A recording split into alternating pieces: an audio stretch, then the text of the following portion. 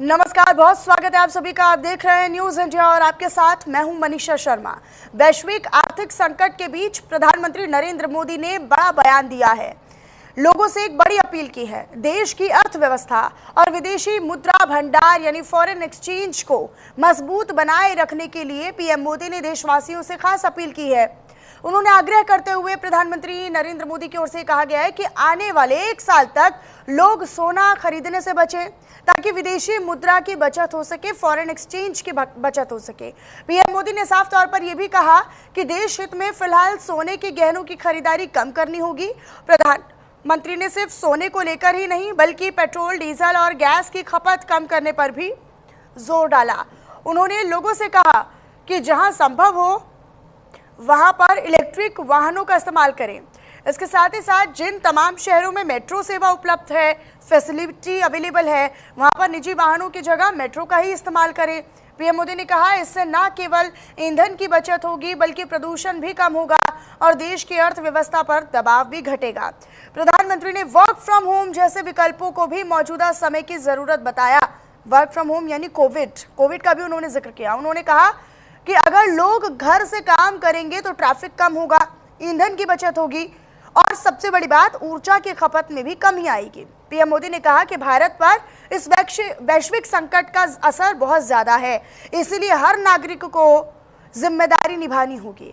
प्रधानमंत्री का ये बयान अब ऐसे समय पर आया है जब दुनिया भर में आर्थिक अस्थिरता, महंगाई और ऊर्जा संकट लगातार बढ़ता जा रहा है। अब ऐसे में सरकार विदेशी मुद्रा बचाने और आयात पर निर्भरता कम करने की दिशा में बड़े कदम उठाने की बात कर रही है। लेकिन यह देखना होगा कि प्रधानमंत्री नरेंद्र मोदी की इस अपील और इस आग्रह का जनता पर कितना असर पड़ता है और क्या लोग देश हित में अपनी आदतों में बदलाव लाने के लिए तैयार होंगे, एक बड़ा सवाल है। लेकिन ऐसे समय पर, क्योंकि चुनाव होने तक आपको याद होगा प्रधानमंत्री नरेंद्र मोदी दुनिया के सामने ये कह रहे थे कि अब सब कुछ सही है, भारत पर उसका उतना असर नहीं हो रहा है।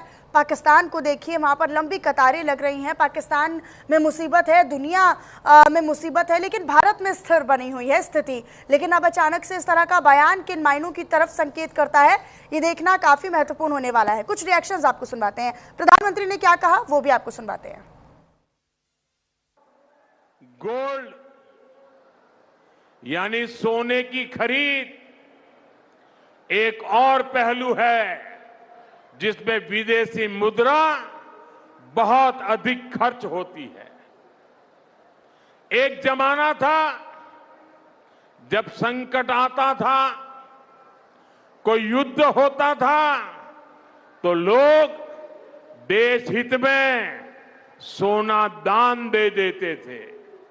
आज दान की जरूरत नहीं है, लेकिन देश हित में हमको ये तय करना पड़ेगा कि साल भर तक घर में कोई भी फंक्शन हो, कोई भी कार्यक्रम हो, हम सोने के गहने नहीं खरीदेंगे, सोना नहीं खरीदेंगे। दुनिया में पेट्रोल, डीजल इतना ज्यादा महंगा हो गया है, पहले से कई गुना ज्यादा कीमतें बढ़ गई है। तो हम सबका दायित्व है कि पेट्रोल, डीजल की खरीद पर जो विदेशी मुद्रा खर्च होती है, पेट्रोल, डीजल बचाकर हमें वो मुद्रा भी बचानी है।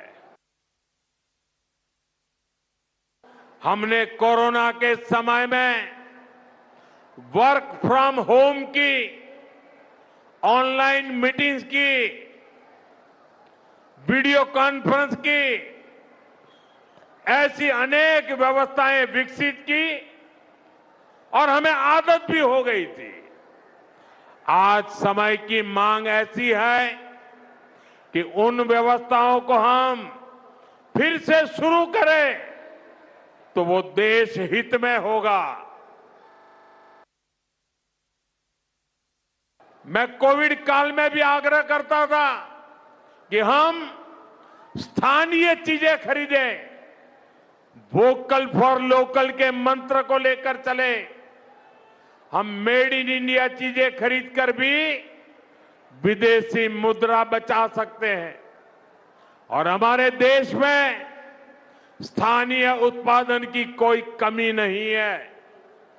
चाहे जूते हो, पर्स हो, बैग हो, हमें स्वदेशी पर बल देना चाहिए। तो क्या संकेत समझे जाएं, क्या मायने प्रधानमंत्री नरेंद्र मोदी के इन बयानों के समझे जाए, इन पर हम चर्चा करने के लिए कुछ खास मेहमान हमारे साथ जुड़ रहे हैं। आप सभी का तारुफ उनसे करवा देती हूं। हमारे साथ कर्नल रिटायर्ड संजीत सिरोही जी हमारे साथ जुड़ रहे हैं डिफेंस एक्सपर्ट के तौर पर। सर बहुत स्वागत करती हूँ मैं संजीत जी आपका। अश्विनी राणा जी अर्थशास्त्री के तौर पर हमारे साथ जुड़ रहे हैं।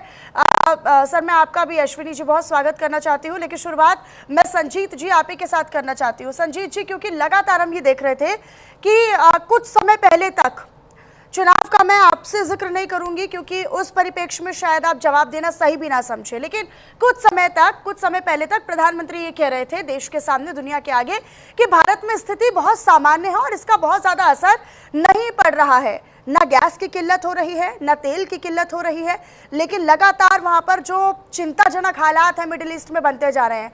ईरान और अमेरिका में बातचीत बनती नजर नहीं आ रही है। अमेरिका बार बार उस प्रस्ताव को ठुकरा रहा है और उन शर्तों को मानने के लिए ईरान भी तैयार नहीं है। अब 1 साल का जिक्र वो कर रहे हैं, प्रधानमंत्री कह रहे हैं कि 1 साल तक सोना ना खरीदे। 1 साल का जिक्र करना मतलब क्या आने वाले दिनों में और ज्यादा आपात की स्थिति की उम्मीद लगाई जाए? मनीषा जी, सबसे पहले जय हिंद, आपका बहुत बहुत धन्यवाद। आपने अपने चैनल पे एक खास जो मुद्दा है, जो मोदी जी ने कल बात की है, उसके ऊपर बात करने के लिए आपने बुलाया। देखिए, इसको हम पॉलिटिकल डिसीजन ना देख के इसको हम इकोनॉमिक डिसीजन दे। हमारे साथ बड़े इकोनॉमिक एडवाइजर भी बैठे हैं, इकोनॉमिस्ट हैं। तो मैं ये बताता हूं कि उस समय जो मोदी जी ने कहा था वो उस समय की पुकार थी, वो उस समय की जरूरत थी, क्योंकि दुनिया में जिस तरीके से पैनिक पहुंच रहा था, लोग सिलेंडरों पे सिलेंडर खरीदे जा रहे थे और जो है पेट्रोल पंपों पे लाइन लगनी शुरू हो गई थी, ये सोच के कि शायद कीमत बढ़ जाएगी या हो सकता कल हमको पेट्रोल ना मिले। तो वो जो पैनिक बटन, एकदम लड़ाई जो हुई थी, उससे जो पैनिक बटन दबा था, उस समय जो मोदी जी ने कहा था कि हमें कोई फर्क नहीं पड़ रहा, हम बिल्कुल ठीक है, हमारी अर्थव्यवस्था, वो उस समय की जरूरत थी। लेकिन अब जिस तरीके से, और उस समय ये नहीं पता था कि ये लड़ाई इतनी लंबी खींचेगी और इतनी जो है मुश्किल हालात पैदा कर देगी, क्योंकि उस टाइम तक ये नहीं पता था कि स्ट्रेट ऑफ हॉर्मुज़ जो पूरी की पूरी ब्लॉक हो जाएगी। पहले ईरान ने ब्लॉक किया, ईरान ने ये समझा कि ईरान, इसको मैं स्ट्रेट ऑफ हॉर्मुज़ को वेपनाइज कर दूंगा, इसको अगर मैं प्रेशराइज करूंगा तो शायद अमेरिका मान जाएगा। अमेरिका माना नहीं, अमेरिका ने भी अपना ब्लॉकेड लगा दिया। तो इसका मतलब ईरान ने, दोनों ने ब्लॉकेड लगा के, तो अब मोदी जी को समझ में ये आ रहा है कि ये हालात इतनी जल्दी से दुरुस्त नहीं होंगे, इतनी आसानी से ये हालात नहीं सुधरेंगे। एक यूएई के थ्रू जो उनका फिजारा जो पोर्ट है, वहां से उम्मीद थी कि शायद वहां से तेल जो है पाइपलाइन से आ जाएगा, लेकिन वहां भी जो ईरान बार बार जो है बमबारी कर रहा है। तो ये अब चिंता का विषय बन चुका है। मोदी जी ने जो बात कही है, मैं कहता हूं उनमें वो बातें तो मोदी जी ना भी कहते तो पूरे देशवासियों को उन बातों को समझना चाहिए। जो लोग पढ़े लिखे हैं, जिनको थोड़ी बहुत भी इकोनॉमिक्स का पता है, उनको इस चीज का पता होना चाहिए कि कोई भी चीज जो हम आयात करते हैं वो जो है फॉरेन करेंसी में, या जो है फॉरेन जो हमारे रिजर्व्स है, उसके ऊपर वो कमी होती है। चाहे वो तेल हो, चाहे वो गैस हो, चाहे वो सोना हो, कोई भी चीज जो इंपोर्ट होती है, जो फॉरेन करेंसी में पेमेंट होती है, और उससे जो फॉरेन रिजर्व हमारा है वो घटता जाता है। जिस तरीके से तेल की कीमतें बढ़ रही हैं, उस तरीके से हमारा जो फॉरेन रिजर्व है वो घट सकता है। तो इसलिए ये जो बातें बोली है, मैं कहूंगा कि मोदी जी ने तो बोला है वो बिल्कुल दुरुस्त बोला, और ये हर जो है देशवासी का दायित्व है कि वो हर चीज को फॉलो करे। लेकिन मोदी जी ने ना भी कहा होता तो ये तो हर देशवासी की जिम्मेवारी बनती है कि अगर पूरी दुनिया में संकट है और अगर हम अपने देश के संकट से अपने आप को बचाना चाहते हैं, देश को बचाना चाहते हैं, तो मुझे नहीं लगता इनमें से कोई भी जो बात उन्होंने बोली है वो नामुमकिन है। हो सकता है थोड़ी बहुत जो है मुश्किलें आए, जैसे शादी का सीजन आएगा, उसमें लोग जो है शादी के सीजन में सोना ज्यादा खरीदते हैं, दहेज में देते हैं, तो वो मुश्किलें थोड़ी हो सकती है। लेकिन ये बातें कि जी पेट्रोल का कम इस्तेमाल करो, डीजल का करो, ये बिल्कुल दुरुस्त है। फॉरेन जो टूल्स है उनको बंद करो। ठीक है। जी। Ashwini ji, vocal for local का भी उन्होंने जिक्र किया। उन्होंने कहा वोकल फॉर लोकल का जितना हो सके उतना आप प्रचार भी कीजिए और साथ ही साथ उस मंत्र पर भी आप चलिए, उस पिच पर भी चलिए। ऐसे समय पर जब लगातार प्रधानमंत्री अब अपील कर रहे हैं लोगों से कि आप पेट्रोल डीजल बचाइए, आप ईंधन का कम इस्तेमाल कीजिए, आप मेट्रो से सफ़र कीजिए, वर्क फ्रॉम होम कीजिए या फिर सोना ना खरीदिए, सप्लाई चेन बहुत हद तक ठप है भारत में भी और इसका असर नजर आ रहा है। वोकल फॉर लोकल किस तरीके से प्रभावित हो सकता है अर्थव्यवस्था के लिहाज से, इसकी क्या भूमिका हो सकती है? देखिए क्या है कि 2-3 बातें मैं डिटेल में आपको बताना चाहूंगा कि उस पे वोकल और लोकल पर भी आऊंगा। सबसे पहले समझना चाहिए कि भाई वो इस समय उन्होंने कहा क्यों।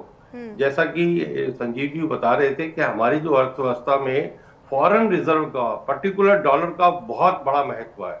और अगर हम देखें तो पिछले 5 महीनों में 2 लाख करोड़ का जो फॉरेन रिजर्व है वो यहाँ से निकल गया है। जो इन्वेस्टर ने यहाँ शेयर मार्केट में लगा रखा था वो पैसा निकला है।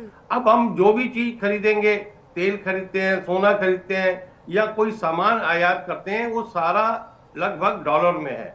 तो हमें फॉरेन रिजर्व और चाहिए। फॉरेन रिजर्व हमारा अच्छा है, लगभग 690 बिलियन डॉलर का जो है फॉरेन रिजर्व है, कमी नहीं है। लेकिन हालात को देखते हुए, जैसे संजीव जी भी कह रहे थे कि भाई आगे कितनी देर तक ये लड़ाई चलेगी, क्योंकि ये लड़ाई 2 सनकी देशों में है जिनको पूरे विश्व की चिंता नहीं, उनको सिर्फ अपनी अपनी पड़ी है। ट्रंप को अपनी पड़ी है, ईरान को अपनी पड़ी है, पूरा विश्व उससे त्रस्त। और जो जहां तक बात की आपने लोकल फॉर वोकल की, वो बहुत बड़ा मुद्दा है। क्या है कि इस सारे युद्ध के कारण हमारा जो निर्यात है वो भी इफेक्टेड हुआ है। बाहर सामान अगर नहीं जाएगा, पेमेंट फंसी हुई है, डॉलर आने चाहिए, रिमिटेंस आने चाहिए, वो भी नहीं आएंगे। तो हमारी अपनी इतनी बड़ी अर्थव्यवस्था है कंजम्पशन की, अगर हम जो भी बनाते हैं यहाँ पर अपने यहाँ खपेगा और लोग उसी पर ज्यादा ध्यान देंगे तो हमारी अर्थव्यवस्था भी अच्छी रहेगी। दूसरा जो फर्टिलाइजर है वो भी लगभग हम इंपोर्ट करते हैं, वो भी डॉलर्स में ही आता है और आ भी कम रहा है और वो भी महंगा है। तो किसानों को भी कहा गया कि आप जो है स्वदेशी अपनाएं, यानी स्वदेशी जो फर्टिलाइजर खाद वगैरह का इस्तेमाल करें, यानी और बाकी वर्क फ्रॉम होम, ये सारी चीजें ये सरकार की एक विजनरी अच्छा सर, इसमें मैं अश्विनी जी एक ऐड ऑन करना चाहती हूँ। फॉरेन एक्सचेंज अगर प्रभावित है, inflation rate, interest rate, supply chain, import export, ये तमाम फैक्टर्स होते हैं जिस वजह से फॉरेन एक्सचेंज जो है वो प्रभावित होता है। क्या ऐसे समय पर आरबीआई का इंटरफेरेंस नहीं होना चाहिए क्या? नहीं, आरबीआई अपने तरीके से काम कर रहा है। हाँ। देखिए क्या है कि अब जरूरी नहीं कि अब प्रधानमंत्री जी ने कहा है आरबीआई रोज उसके ऊपर मॉनिटरिंग कर रहा है। बैंकों को भी उन्होंने आदेश कुछ और दिए हैं कि डॉलर्स को किस तरह से वो खरीद सकते हैं, बेच सकते हैं। यानी फॉरेन रिजर्व हमें चाहिए, वो किसी भी अर्थव्यवस्था के लिए बहुत जरूरी है, क्योंकि सोना और फॉरेन एक्सचेंज ये दोनों ही देश की अर्थव्यवस्था को दिखाता है कि देश कितना सॉलिड है, कितनी देर तक वो सरवाइव कर सकता है। आप देखें कि ये जो देशों की हालत खराब है, चाहे पाकिस्तान हो, बांग्लादेश, श्रीलंका, वहां पर फॉरेन रिजर्व उनके पास कहाँ है? उनके पास नहीं है। जब नहीं है तो वो ना पेट्रोल खरीद सकते हैं, कुछ भी नहीं खरीद सकते। तो इसलिए रिजर्व बैंक अपने तरीके से काम कर रहा है। मोदी जी ने, प्रधानमंत्री ने जो एक अपील की है लोगों से, उन्होंने अपील ही की है, उन्होंने उसको ये नहीं कहा कि ये डंडा है। तो इसलिए लोगों को उस सेंस में लेना चाहिए। बिल्कुल जो शादियां हैं होंगी, शादियों में सोना एक बहुत महत्वपूर्ण रहता है। तो भाई आप जो ऑलरेडी आपके पास गोल्ड है उसी को आप रिसाइकल करें, नया ना खरीदें, बाद में भी कभी भी खरीद सकते हैं। और उसके पीछे एक रणनीति और है। चाइना आने वाले दिनों में आप देखेंगे कि चाइना ने इतना गोल्ड इकट्ठा कर लिया है कि अगर वो मार्केट में डालेगा तो चाइना उस ढंग से भी, ये स्ट्रेटेजिकली सारी चीजें जो है प्रधानमंत्री ओपनली बातें नहीं कर सकते कि जो विश्व में इस समय चल रहा है। एक तरफ ट्रंप जो है वो पूरे विश्व को इस तरह से सुबह शाम के ट्वीट से जो है अर्थव्यवस्थाएं लोगों की हिला रहा है, चाइना अपने तरीके से काम कर रहा है। तो ऐसे में भारत की अर्थव्यवस्था सुदृढ़ रहे, भारत का फॉरेन रिजर्व अच्छा रहे, उसके लिए लॉन्ग टर्म प्लानिंग सरकार कर रही है। ठीक अच्छा है। कदम है हाँ, और जनता हालांकि लोग इसको कितना फॉलो अप कर पाते हैं या लोग उनकी उस अपील को कितना मान पाते हैं, ये देखना काफी महत्वपूर्ण होता है, क्योंकि देश में जब इस तरह की स्थिति आती है तो लोगों का सहयोग सबसे बड़ी मजबूती बनकर नजर आता है। संजीत जी, आपका रुख करते हुए। संजीत जी, अब जिस तरीके से ईरान और अमेरिका में बातचीत बनती नजर नहीं आ रही है, ईरान अपनी शर्तों पर झुकने को तैयार नहीं, न्यूक्लियर प्रोग्राम पर वो आगे प्रोसेस नहीं करेगा, इस बात को लेकर वो अड़ा हुआ है कि नहीं, हम न्यूक्लियर प्रोग्राम को जारी रखेंगे, हम इस शर्त को नहीं मानेंगे और इस शर्त को हटा दिया जाए। लेकिन यहाँ पर सबसे बड़ा पेच फंसा हुआ है इसी बात को लेकर, क्योंकि अमेरिका लगातार प्रस्ताव को ठुकरा रहा है, वो अपनी शर्तों के साथ बातचीत की टेबल पर आना चाहता है। यूँ तो ये युद्ध अभी तक लगातार स्ट्रेच होता जा रहा है, लेकिन इस तरह के पॉइंट्स को गिनवाना, चाहे वर्क फ्रॉम होम हो या फिर मेट्रो से सफ़र करना हो या पूरे 1 साल तक सोने की खरीद नहीं करने की अपील करनी हो पीएम की तरफ से, तो क्या हम इस बात को इस तरीके से भी समझें या देश के लोग इस तरीके से समझें कि आने वाले कुछ महीने नहीं बल्कि पूरे 1 साल तक इस युद्ध के चलते रहने की आशंका है, या फिर इस तरह से स्थिति अगर अंडर कंट्रोल भी नहीं होती है तो पूरे 1 साल तक के लोगों को तैयार होना होगा क्या इस चीज के लिए या इस स्थिति के लिए? संजीत जी। मनीषा जी, जो मोदी जी ने कहा है 1 साल है, हाँ। 1 साल का मतलब ये नहीं है कि 1 साल तक युद्ध चलता रहेगा। हाँ। या चल भी सकता है, यूक्रेन की लड़ाई पिछले 5 साल से चल रही है। हाँ। तो ये भी चल सकती है, और इससे इकोनॉमिक, यूक्रेन की लड़ाई से प्रॉब्लम हुई थी दुनिया में, लेकिन वो कुछ हद तक उसको सॉर्ट आउट कर लिया गया था। लेकिन ये जो प्रॉब्लम है, ये मुझे नहीं लगता कि जिस तरीके से दोनों पार्टी अड़ी हुई है और जो है मिडिल ग्राउंड तय करने के लिए तैयार नहीं है दोनों पार्टी, तो मुझे लगता है ये लड़ाई आगे, चाहे बेशक सीज फायर चलता रहे, चाहे कितना भी फ्रेजाइल सीज फायर है, लेकिन कुछ तो चल रहा है, लेकिन उससे कोई प्रॉब्लम सॉल्व, जब तक स्टेट नहीं खुल जाएगा, जब तक वहां से जितनी मिडिल ईस्टर्न कंट्रीज हैं वो जो है, जब तक वहां से तेल का या गैस का, फर्टिलाइजर्स का, इनका जो है वहां से जब तक जो है पास होना शुरू नहीं होगा, तब तक ये स्थिति इसी तरह बनी रहेगी। 1 साल से मतलब ये कहा गया उन्होंने अपनी तरफ से कि अगर कल 1 महीने बाद, 2 महीने बाद लड़ाई भी बंद हो जाती है, तो आप देखिए जिस तरीके से ऑयल फील्ड्स के ऊपर नुकसान हुआ है, गैस फील्ड्स के ऊपर नुकसान हुआ, उनको वापस उसी लेवल पे लाने के लिए तकरीबन 1 साल लग जाएगा, नॉर्मलाइज करने के लिए। तो इस चीज को हमको इस उसमें संदर्भ में देखना चाहिए कि लड़ाई जो है चाहे बेशक बंद हो जाए, लेकिन नॉर्मलाइज होने के लिए सप्लाई चेन जो बिल्कुल ठप हो गई है, उस सप्लाई चेन को रिवाइव करने के लिए तकरीबन 1 साल लगेगा। तो इसलिए वो चाहते हैं कि देशवासी इन जो उन्होंने कदम बोला है उठाने के लिए, उन कदम को उठाया जाए।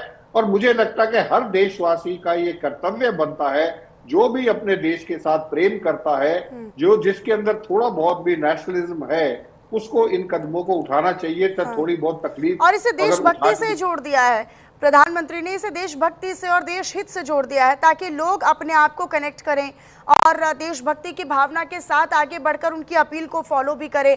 और ये एक साइकोलॉजिकल टेक्टिक है, प्रधानमंत्री को जब मनवाना भी होता है तो वो देशभक्ति के साथ जोड़ देते हैं ताकि लोग उसके साथ कनेक्ट हो, और एक अभियान के तहत लोग उसे अपने अंदर ढालते हैं, डे टू डे रूटीन में भी लाते हैं। संजीत जी, लेकिन भारत कितना तैयार है आने वाली स्थिति से ओवरकम करने के लिए? ओवरकम तो चलिए अभी तो उस तरह की स्थिति नहीं आई है, लेकिन अगर आती है तो भारत कितना तैयार है? सैन्य क्षेत्र में अगर बात कर ली जाए तो यहाँ पर हम कितने तैयार हैं, या फिर तमाम जो पॉलिटिकल मैनेजमेंट है या फिर तमाम तरह की जो तैयारियां होनी चाहिए बाजार को लेकर? अभी मैं पढ़ रही थी कि जैसे ही ये स्टेटमेंट प्रधानमंत्री ने दिया है वैसे ही शेयर बाजार भी काफी नीचे आ गया है, उसमें भी भारी गिरावट है।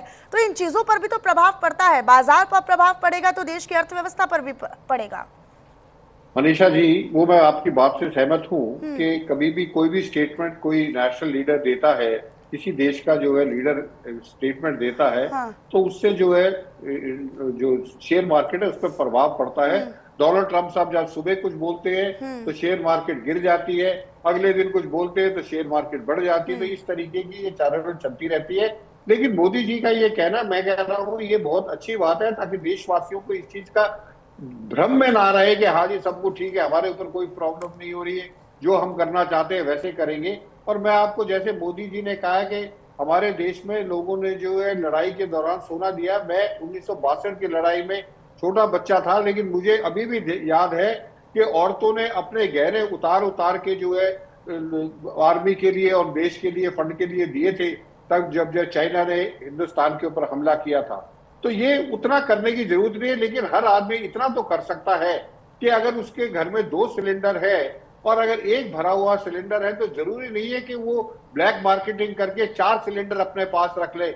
और 4 सिलेंडर रखेगा तो कितने दिन कर लेगा, उसके बाद भी तो सिलेंडर चाहिए।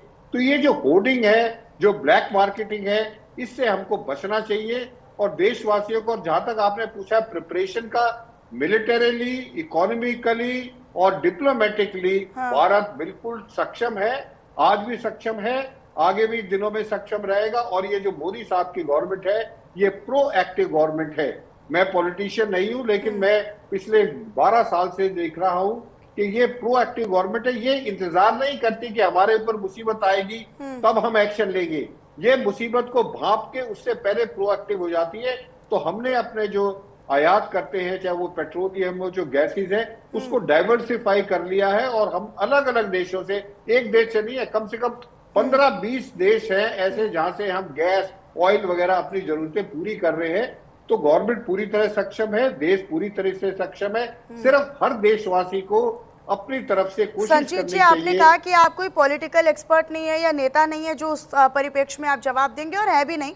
लेकिन सवाल इसीलिए, सबसे पहले इसीलिए मैंने आपसे बोला था क्योंकि अभी नतीजे आए हुए बहुत ज़्यादा दिन नहीं हुआ है, और ये स्थिति भी 4 दिन में तो महज नहीं बदली होगी। इससे पहले जब सरकार ये कह रही है, गृह मंत्रालय ये कह रहा है, रक्षा मंत्रालय ये कह रहा है कि किसी प्रकार की कोई स्थिति घबराने वाली नहीं है, तो निश्चित तौर पर लोगों के मन में एक आश्वासन था, एक भरोसा था कि फिलहाल यहाँ पर कोई किल्लत नहीं है। और अगर विपक्ष उसे उठा भी रहा है उस बात को, तो लोग इस बात को मान रहे थे कि नहीं, सरकार फिलहाल नहीं कह रही है इस तरह की बात। लेकिन अचानक से प्रधानमंत्री का आ जाना चुनाव के बाद, तो निश्चित तौर पर यह भी था कि अब उस नजरिए से भी देखा जाएगा कि सरकार को डर था क्या कि वो बैकफुट पर आ जाएगी या लोग बटोरने उनके लिए मुश्किल हो जाएंगे, क्योंकि बड़ा नतीजा था और बड़े चुनाव थे। इसलिए मैंने आपसे पूछा था।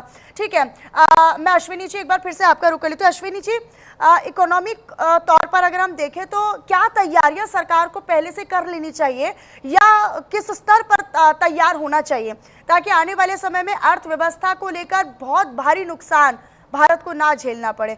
क्योंकि हाल ही में कोविड भी हुआ, कोविड में भी बड़ा नुकसान हुआ, उससे रिकवरी होती चली गई और अभी भी हो ही रही है। इस ऐसे समय पर एक बार फिर से इस तरह की स्थिति आ जाएगी, जो कि संकेत दे भी रहे हैं प्रधानमंत्री, तो निश्चित तौर पर ये भारत की अर्थव्यवस्था के लिए बहुत बुरा संकेत है। देखिए, क्या है कि भारत की अर्थव्यवस्था के लिए कोई बुरा संकेत नहीं है। अब हम इसको इलेक्शन से ना जोड़ें। क्या है कि देश की स्थिति आज भी अच्छी है, देश की आर्थिक स्थिति में कोई दिक्कत नहीं है। सिर्फ फ्यूचर को सिक्योर करने के लिए ये जो सुझाव जो है प्रधानमंत्री जी ने दिए हैं। अब आप देखो कि सभी देशों में क्रूड ऑयल बढ़ने से वहां पर पेट्रोल डीजल महंगे हुए। वो ये कह रहे हैं कि असर ज्यादा है भारत पर, वैश्विक संकट का असर भारत पर ज्यादा है, वही कह रहे हैं। हाँ। मैं वही कह रहा हूँ कि भाई भारत में लोगों को वो जो कॉस्ट है एडिशनल, वो लोगों पर जो है डाली नहीं गई, कंपनियां उसको बियर कर रही हैं। लेकिन अगर ये लंबा चलता है तो कंपनियां कब तक वो बियर करेंगी? तो इसलिए ये वो एक आगे की दूरदृष्टि को देखते हुए, भविष्य को देखते हुए उसको सिक्योर करने के लिए सारी चीजें है। जहां फॉरेन ट्रैवल को उन्होंने मना किया, तो फॉरेन ट्रैवल में भी आपका बाहर जाते हैं तो सारा खर्चा वहां पर आपका फॉरेन एक्सचेंज में होता है। तो हर वो पहलू जिसके कारण से देश की अर्थव्यवस्था जो अभी स्टेबल है, मैं बार बार कह रहा हूं कि स्टेबल है, वो आगे जाकर अगर ये कंटिन्यू वार चलती है तो उसके अंदर कोई असर ना पड़े, इसके कारण से ये जो है जो प्रयास किए जा रहे हैं बार बार। इसलिए देश की अर्थव्यवस्था में आज भी कोई दिक्कत नहीं है। अभी आप देखो एमएसएमई के लिए सरकार ने, फाइनेंस मिनिस्ट्री ने एक पैकेज दिया है 12,000 से 15,000 करोड़ का, ताकि उनको कंपनियों को कोई जो है असिस्टेंस मिल सके, जो एक्सपोर्टर है, ये जो प्रोडक्शन करते हैं, उनको कोई नुकसान ना हो। यानी सरकार उस सारी चीजों के ऊपर काम कर रही है और भविष्य को देखते हुए एक कुछ निर्णय जिसे कह सकते हैं कि भाई हम संकेत दिए हैं कि हम इस तरह से अगर कर लेंगे तो हमारा भविष्य भी सिक्योर्ड होगा। आज सिक्योर्ड है, लेकिन भविष्य को भी सिक्योर्ड करना सरकार की जिम्मेवारी है। बिल्कुल निश्चित तौर पर। और ये जो तमाम फैसले हैं, ये जो तमाम अपील है, ये किस तरफ इशारा करती है और लोग इसको कितना मानते हैं, ये काफ़ी महत्वपूर्ण होगा। बहुत शुक्रिया आप दोनों खास मेहमानों का हमारे साथ जुड़ने के लिए और इस पर चर्चा करने के लिए।